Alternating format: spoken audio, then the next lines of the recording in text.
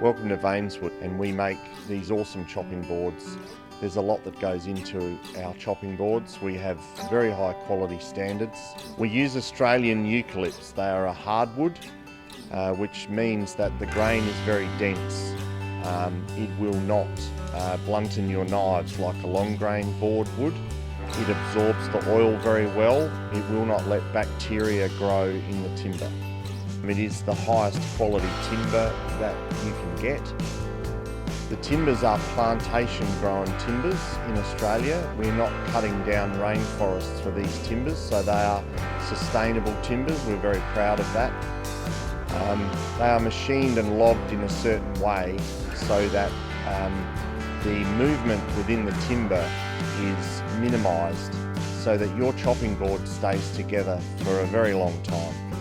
The glues that we use in the process of making these boards is specially formulated and passed by the Food and Drug Association to be able to be used in chopping boards to be contacted by food. They will not contaminate the taste of your food, and they certainly are not a health issue. Well, we were saying that it was a eucalypt timber, and that it was brilliant, and that it must be great because koalas think it's fantastic. They're very specific about what trees they sit in and what leaves they eat, and they won't touch anything that's not a eucalypt. Every board is different. They're all unique. No two are the same. We mix and match patterns and things to get the best out of the timber so it looks fantastic. The effort that goes into making these boards is very specific to the board. They're quite a demanding product to build because the end grain boards, if they're not made correctly, they can come apart because solid timber expands and contracts, and it will split and fall apart unless it's made correctly. So what we do with the timber is we get the pack of timber in, cut it into its shorter lengths, ready for laminating.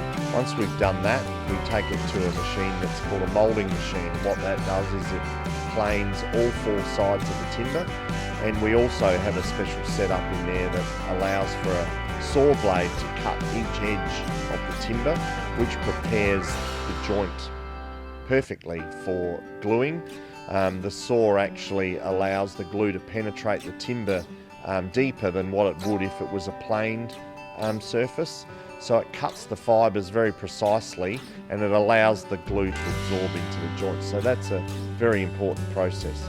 So after that process, it goes to the lamination section, where we grade the boards, we check them for their colour, we check them for their growth ring pattern. We then glue that into a panel. Then that sits and cures for 2 to 3 days. It's important that the cure process is allowed to happen correctly. After the first laminating process, it goes through a wide belt sander. We have 2 belts in that sander, a coarse and a fine belt. So that allows us to pass the timber through there and sand it coarse and fine, get the right sort of finish that we need for the second laminating process. After we've sanded the panel through the wide belt sander, it goes to a panel saw where we cut the timber into the required strips. So after doing that, we match all the grain again. It's very important that we keep those pieces in their sequence. Then we would laminate the timber the second time. Again, it sits for 2 to 3 days before we then start sanding it and finishing it off. Basically, it goes through the same wide belt sander again, but the grits are different this time. The sanding grits are a lot finer because we're starting to finish the board and we need a nice fine grit finish. From that sanding process, it goes to our CNC router, and at this stage we do several processes at once. We cut the panel to its finished size, we put our logo, we engrave the logo into the timber, and we also route into the timber our handles, which makes it easy to pick up. You pick it up from underneath. It's just a natural process, and your fingers fit in the handle holes, and it works perfectly. We also put little buffer feet on the bottom. That lifts it up slightly off the bench top as well, so it won't mark your bench top. If you had water or anything on your bench top, it wouldn't affect your board, and it keeps it all nice and flat and straight. The finishing process is quite detailed as well. Once we start putting the oils on the timber, we need to allow those to absorb correctly.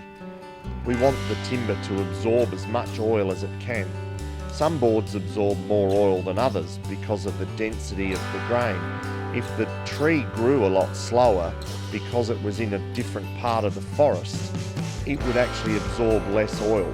It doesn't mean the board's any better or worse than the other one, but each board is different, and we need to allow time for that oil to absorb to the rate that the board requires. Since doing this, having end grain boards and going to the effort of making them, I've been using them at home and they're fantastic.